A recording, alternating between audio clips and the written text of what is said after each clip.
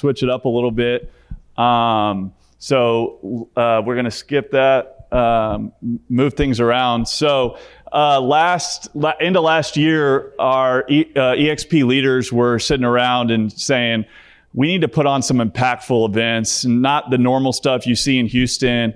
And someone threw out this guy, and I said, he just won $75 million betting on the Astros. I don't think he's going to do our event.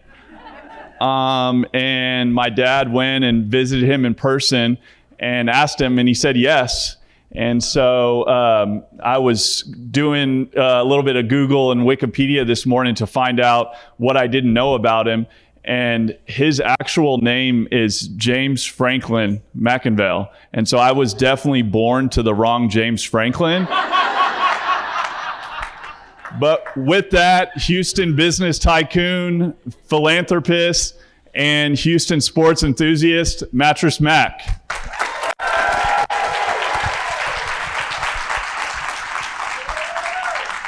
Thanks very much.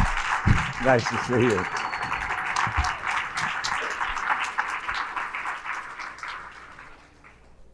You were definitely born to the right dad. I'm honored to be here today with such a great group, the Franklin Collaboration Group, and I don't know what I'm going to say, but I'll say it with some passion. We have a book reading class at Gallery Furniture. We do it about 3 times a year. I find a book to read, and we incentivize the salespeople and the warehouse people and the customer service people to come to the book reading. And generally the books are 12 to 14 chapters, so we read 1 chapter a week. And they make a little extra money for coming. We have a huge crowd. So I read this book called Agency by Ian Rowe.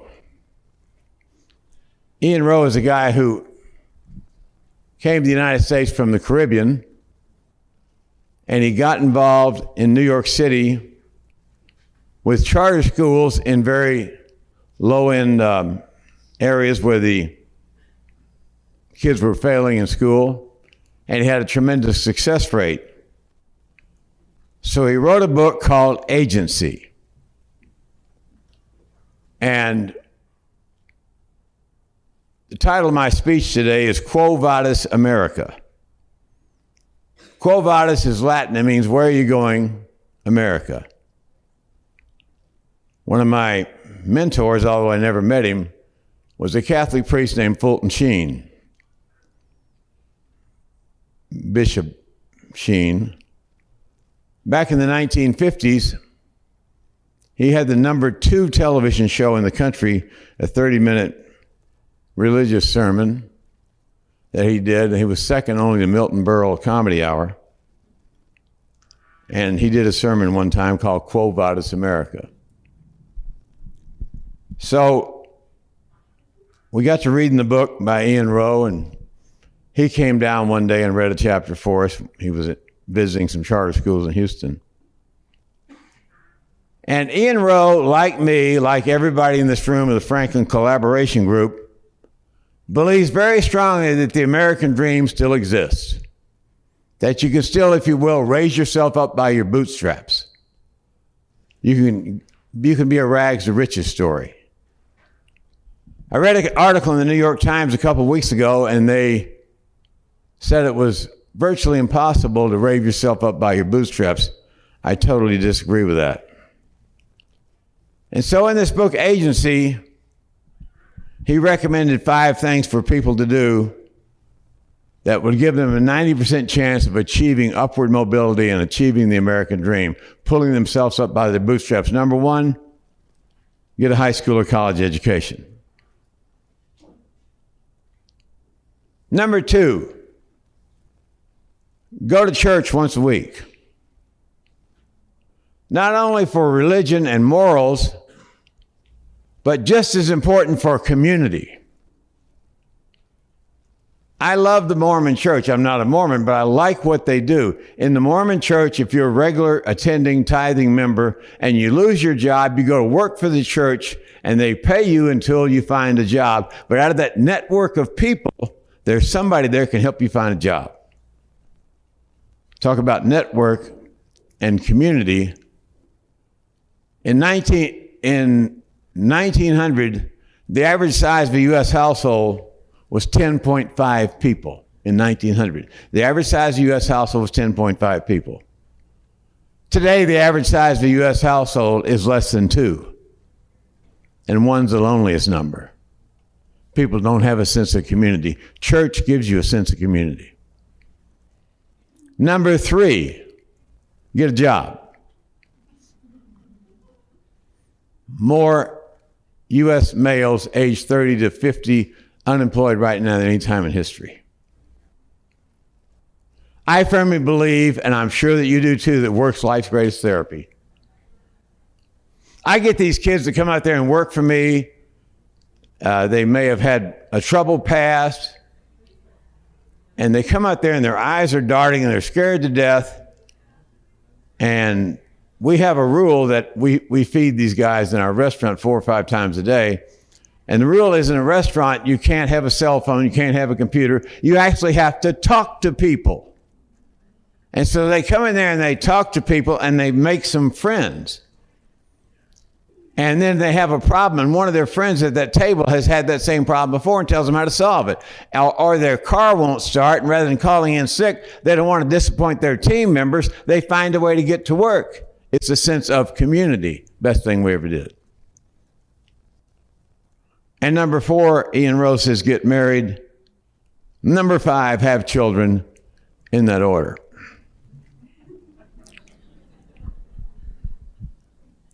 Quo vadis, America, where are we going?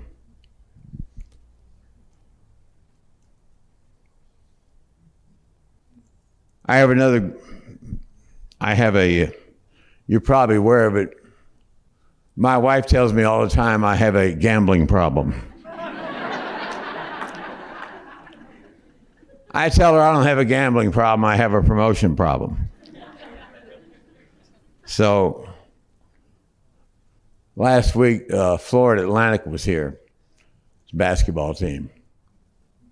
They were 200 to 1 to win the NCAA tournament when it started, and they made it within 1 second of making to the finals. And I got to talk to Dusty, the coach of Florida Atlantic. And one of the things I'm interested in, and one of the things I'm sure you're interested in, is people development, salespeople development. How do I get better at what I do? How do I help coach people up to be the best they can be? And he told me about a book that they read during the pandemic because there was nothing to do during that basketball season, so they read the whole time. And there was a book called Practice Perfect. And it's a wonderful book that talks about how to design meetings so that everybody gets the maximum out of it, and how to work on the 20% of the issues that produce 80% of the revenue, and how to get better. I highly recommend that book. I'm in the middle of it right now. Perfect practice, not practice, perfect practice. And so I made a friendly wager on Florida Atlantic. And needless to say, my wife was on the phone 1 second after that last second shot saying, "I told you so, dummy." She said, "How you going to make all that money back?" I said, "Don't worry about it. I'm reading a book he recommended to me. It's going to increase sales exponentially." Here's my background. You see, I was doing real well about 44 short years ago. I was 28 years old. I was living at home with my folks in Dallas, where I grew up at. And I had kind of a menial job. I was sacking groceries, making about $3 an hour. And there's nothing wrong with sacking groceries, nothing wrong with making minimum wage, but I kind of felt like my college education and my background that maybe I should be doing something a little better than that. Anyway, I had a bad attitude. And the name of that convenience store I was working at was located in a rough neighborhood there in northeast Dallas. The name of that convenience store was called a Stop and Rob. One day, boss walked in and looked over at me and said, son, you got a bad attitude. And I said, yes, sir, I know it, sir, but I'm trying to change. He said, well, son, I'm going to help you change. And the thoughts raced in my mind, how's this man going to help me change? A raise, a promotion? What's he going to do for me? I said, sir, it's great. I said, hey, going to help me change? And he said, boy, you're fired. I said, oh, no, and I went home that night to my folks' house. I went into depression for several weeks. I felt sorry for myself. I felt like I was entitled to a nice car, nice home, nice job without having to work for it. I felt like I was a victim of circumstances. That was me in 1981, and unfortunately that's true of lots of people in 2023. So I went into deep, dark depression there for 6 or 8 weeks, and I woke up kind of early one Sunday morning. I stumbled in my folks' house where the television was. I turned the television on, and there was a television evangelist on the television that morning. His name was Oral Roberts. And I'd like to tell all you ladies and gentlemen here today at the Franklin Collaboration Group that a miracle happened that Sunday morning. You see, the miracle was that morning that television evangelist was not asking for any money. But he was preaching a message. And the message was that the greatest challenge that we all have from our Creator is to use our talents. He looked at me through that television. He was looking me right in the eye. I remember it like it was yesterday. He said, you know, there's a lot of you out there in television land today that are throwing your lives away. He said, you're wallowing in the throes of self-pity. He said, you feel sorry for yourself. You feel like the world owes you a favor. He said, the world doesn't owe you a favor. He said, you owe the world a favor. He said, get up, go to work, and make something out of your life. And I remember that like it was yesterday. He said, get up, go to work, and make something out of your life. So I took it to heart, and I went out the next day, and I got a job at a small furniture store located about 40 miles from my parents' house. But I had one problem. I had no car. Well, I learned that in business and in life, you do what you have to do, and you don't pay the price. You enjoy the price. So I got up at 6 o'clock every morning, rode the bus out there for 2 hours, and rode it back at night. And I began to read some motivational books like Think and Grow Rich by Napoleon Hill, a classic, The Magic of Believing by Claude Bristol. It's out of print, both great books. And I began to redo my stinking thinking. And I found something I was good at. I was good at selling furniture. And after about 18 months of being there at that furniture store, I began to dream of maybe having my own location. However, I didn't want to open a furniture store up there in Dallas and compete with my mentor who'd been very good to me and taught me the business. So I asked him in late 1980 where to start a furniture store somewhere in Texas other than Dallas. He said, kid, I understand Houston's a boomtown. Try Houston. And at that time, my late beloved brother George was in the commercial real estate business. I told him what I was trying to do, and he found me a little location on the North Freeway. So he called me up and told me that. I was all excited. I went out to dinner that night with my little girlfriend. Her name was Linda. She'd been with through all my ups and downs. She got in the car that night. I was all excited. I said, Linda, I got great news for you tonight. She said, what's that, Mac? I said, we're going to move to Houston and get the furniture business. And she said, there ain't no way. I said, Linda, do you understand something? We're going to move to Houston and get the furniture business. We just might do well. We might make some money. She said, look, Mac, you don't understand something. She said, all my friends over here in Dallas went to school here. I've got a good job. I'm not moving to Houston. I'm not getting a furniture business with you. Well, one thing I learned as a salesperson is you can never give up. Keep selling. So I kept asking her and asking and asking her. Finally, that night, I asked her about the 40 times. She got very frustrated with me. She slammed her hand there on the dashboard and said, I'll tell you what, Mac. She said, I'll move to Houston. I'll get the furniture business with you. But you're going to have to marry me first. And I got to think of myself, this woman has put me on a difficult decision. But then I came up with what I consider being an entrepreneurial brainstorm. I thought to myself, where else can I get an employee this cheap? I said, you got a deal.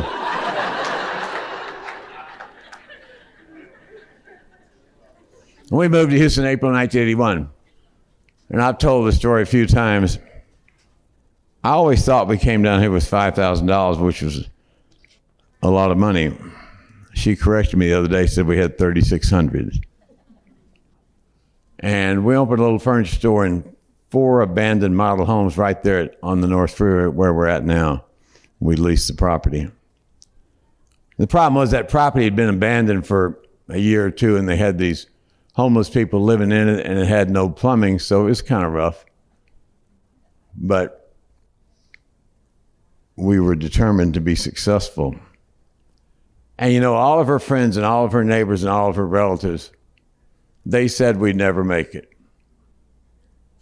They said I had no contacts in the furniture business in Houston. Very true. I had no people I knew in the banking business could loan us money. Very true. I'd never run a furniture store. Very true. And the odds of us succeeding were about 10 million to 1. But you know what? Me and Linda had the same advantage that everybody in this room has.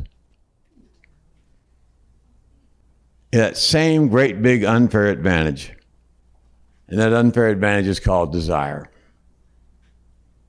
I firmly believe in 2023, just like I did in 1981, in this country, you can go where you want to go, do what you want to do, be what you want to be, if you have that burning desire to never give up.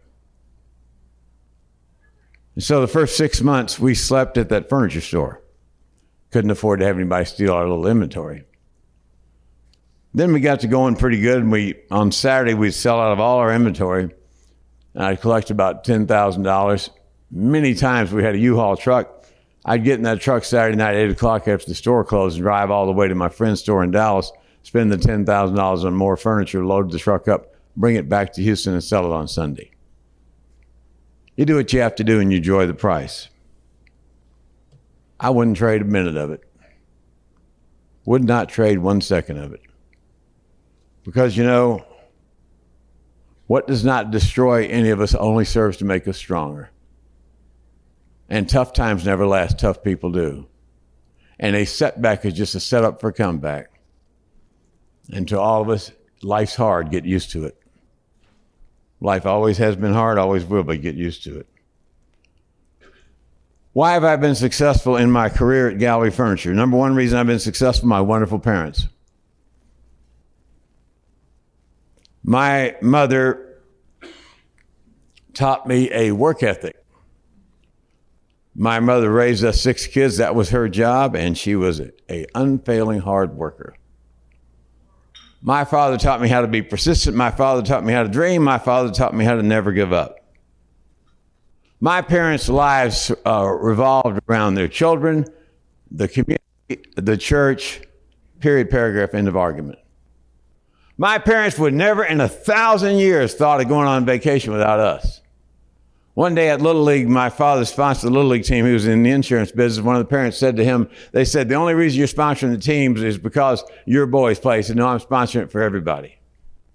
My father founded Bishop Lynch High School, one of the largest private Catholic high schools in Texas, 1963. The first class graduated, I was a sophomore, and there was a guy in the class named Jim. He was a football quarterback. My father helped him get a football scholarship to Dartmouth College, very prestigious Ivy League school. He went up there the first semester, did well, came back home for Christmas. Didn't have any money to get back to Dartmouth College. He was going to have to drop out. My father put him in the car, drove him all the way up there. My father taught me that the essence of living is giving. My father taught me how to never give up.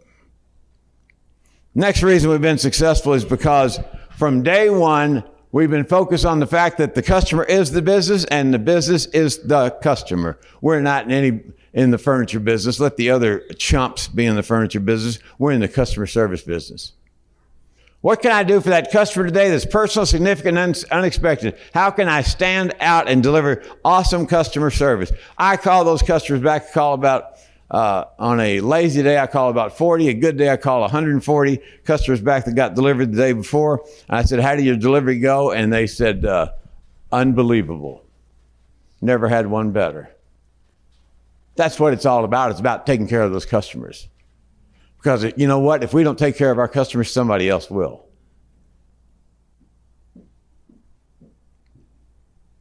Next reason I've been successful is because I have learned in my life that work is life's greatest therapy. Work is life's greatest therapy. Work defines us. I have a daughter, her name is Elizabeth. When she was 11 years old, she was diagnosed with severe obsessive compulsive disorder, Howard Hughes disease. And her mother and I, we lived in the north side then. We took her all the psychiatrists up in the north part of Houston. And 5 or 6 of them told her to her face I've never seen a case of OCD this bad, put her in a mental institution for the rest of her life. They say that right in front of the child. Well, her mother and I, we're just like you. We're not buyers, we're sellers. And we weren't buying all that. So for 2 years, Linda lived upstairs with Liz because she was suicidal. It took her 8 hours to take a shower. It took her 2.5 hours to get out of bed because she had to get one leg on the ground one time and then the other leg another time, and then she had to do it 40 times, and then she had to do 40 sets of that. And she would scream every night, God, what did I do to deserve this? I wish I was dead. And quite often she'd get a butcher knife and beg her beloved sister to kill her. It was hell on earth. Then we found this place called Menninger Clinic in Topeka, Kansas. And one cold, snowy February day, her birthday, we kidnapped her, put her on an airplane, took her up to Menninger Clinic. And as we put her in that clinic, we were leaving, and her little face was pushed up against the plate glass door, screaming at her mother, Mom, please don't leave me here, because she felt like going to leave her in that mental institution for the rest of her life. Her horror, her nightmare was coming true. And I said, let's take her back home. But her mother was strong. She said, no, we're going to leave her here. It might save her life. And she sat down on the couch and she cried.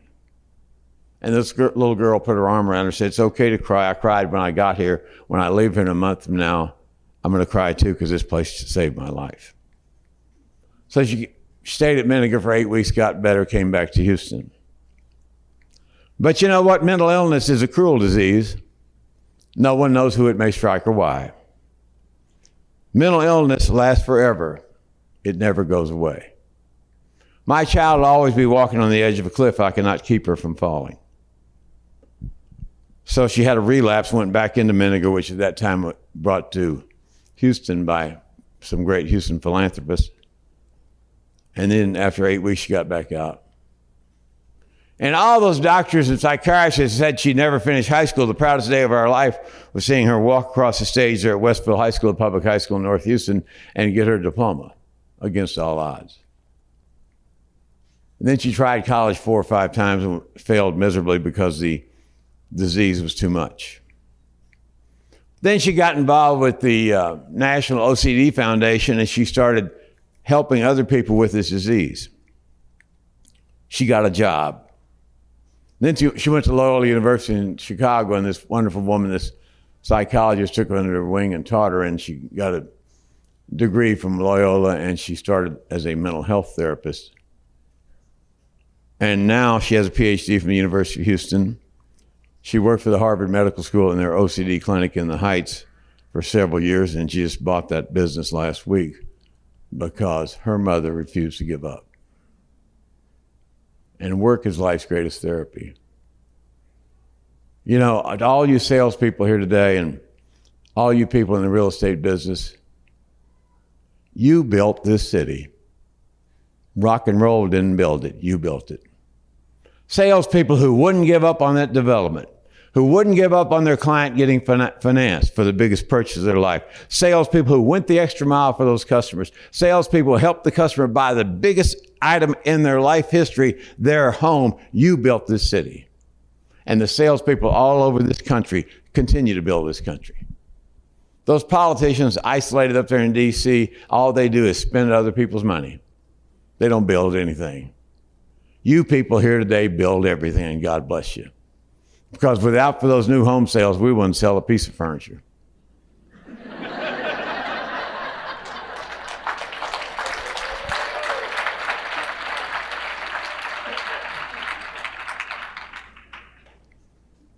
So,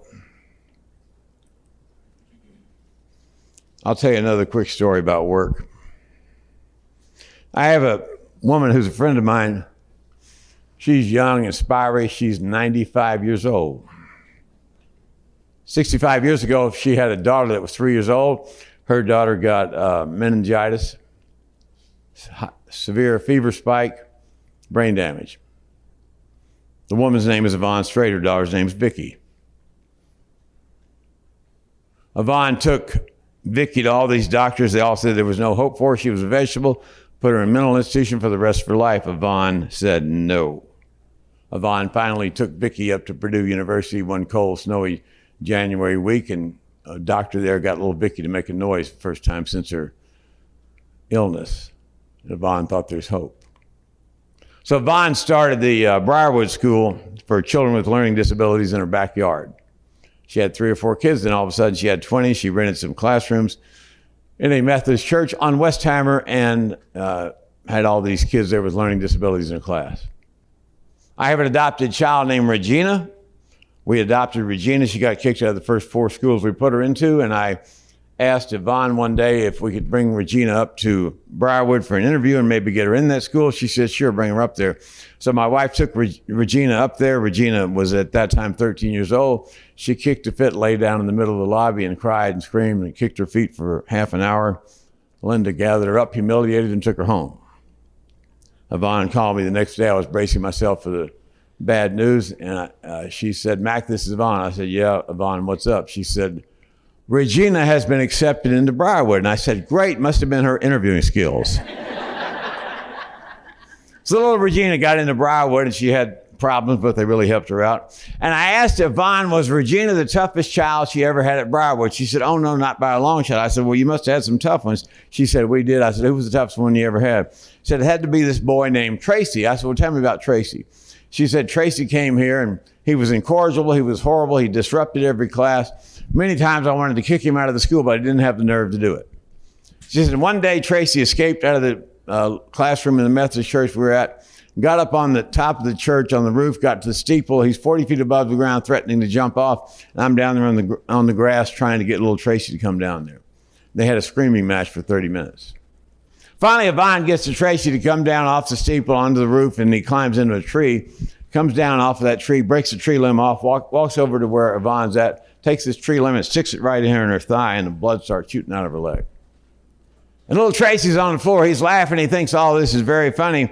And Yvonne says, no matter what you do, I'm not going to kick you out of this school. And Tracy stayed there another 3 or 4 years, and he aged out of the school and went on. Yvonne hadn't seen him for 30 years. Fast forward 25 or 30 years later, Yvonne's back at Briarwood.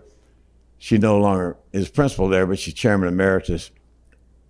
And she's visiting all the teachers there, and this good-looking guy comes running down the hallway saying, hey, Miss Straight, Miss Straight, Miss Straight, do you remember me? Do you remember me? She says, no, I don't remember you. Who are you? He said, oh, yeah, Miss Straight, you got to remember me. I was your favorite student.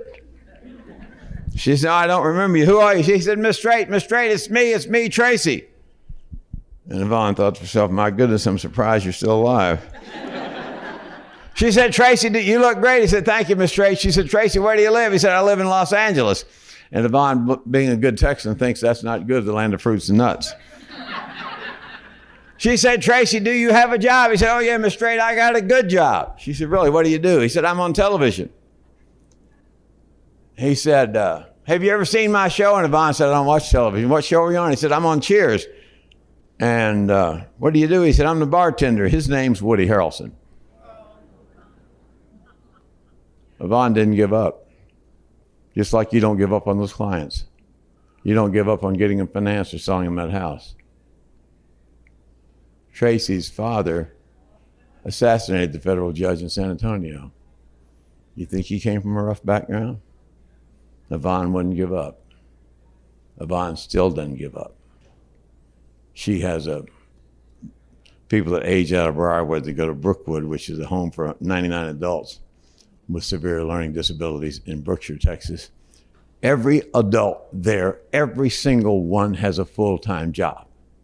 Because Yvonne has learned that work is life's greatest therapy. And they come in, their self-esteem is down here, they start doing a job, it gives purpose, meaning in their life, and it goes up to here. The paraplegics, their job is to stand there by the work, sit there or in a wheelchair, wherever, by the workers and smile all day long.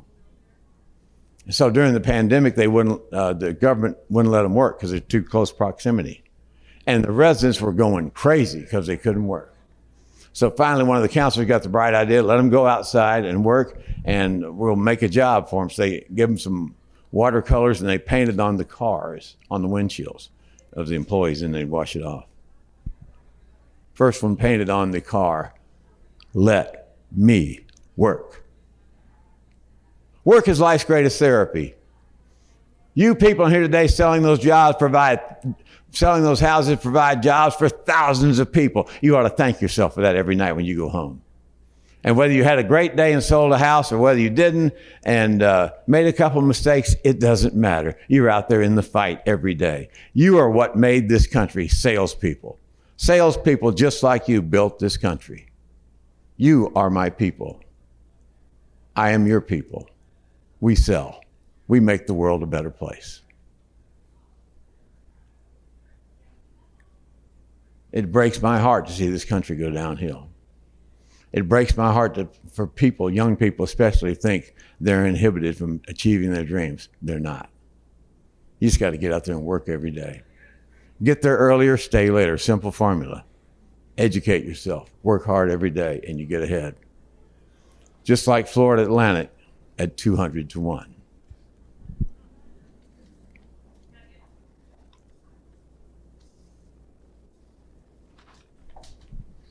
My car has been in the shop.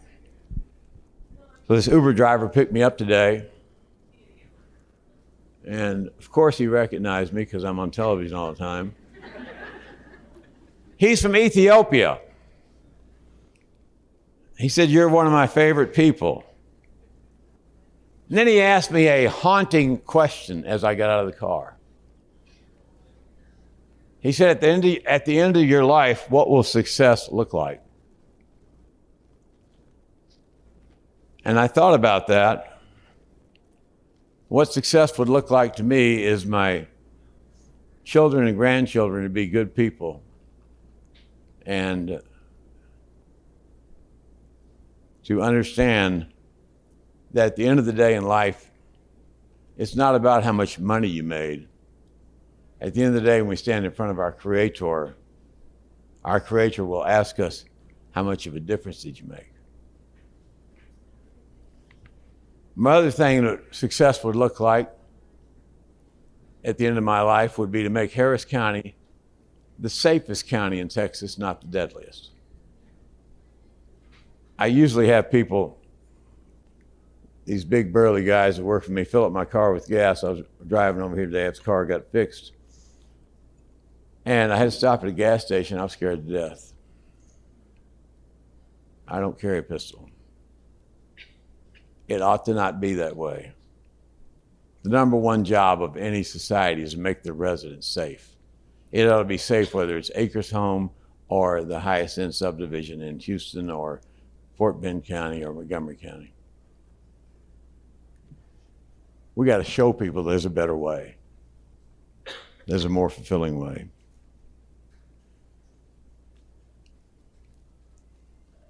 I was at the Astros game the other day. I was in the concourse, I got caught, and I took pictures for 3.5 hours. I don't ever tell anybody, I can't take a picture with you. That's not me, because that's one moment in time. I was with this guy named Jesse the other day.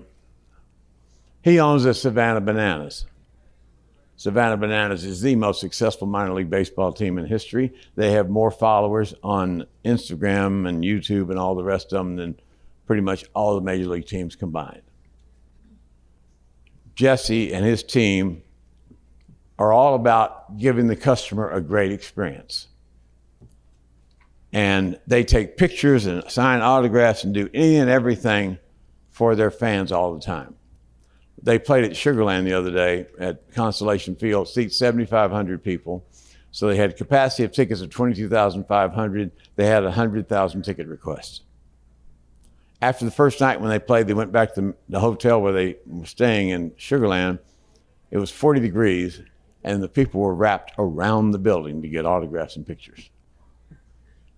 So he told me they quite often employ major league players who retired because they love baseball and they're good draws for the Savannah Bananas. So he had this major league baseball player on the team one day, and he saw this major league player who was pretty recognizable, pretty successful in his day, walking through the concourse, and these two little kids were there, and Jesse happened to be standing off the side, and the two kids said, "Can we have your autograph?" And the player said no. and Jesse's fixing to step in and straighten this out. The player said, no. You can't have my autograph until you give me yours. How good is that?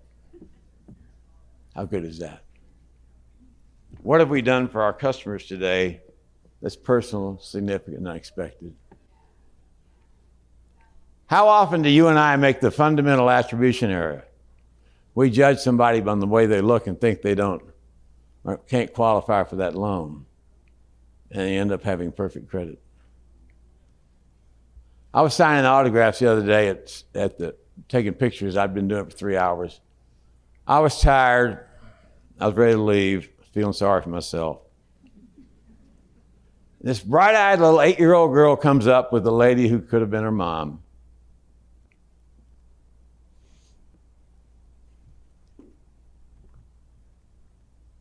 And she looks at me with those big 8-year-old eyes. She says, Mattress Mack, I got adopted today.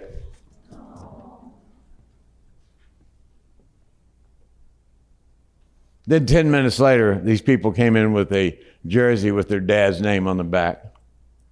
They said, we've been planning on coming to this game for months with my dad. We got him this jersey. He died last week. Would you sign it? Your job and my job is the ultimate job of delighting those customers, going the extra mile for the customer. Do you remember the first house you ever sold? And how you got up early that morning to go to the closing.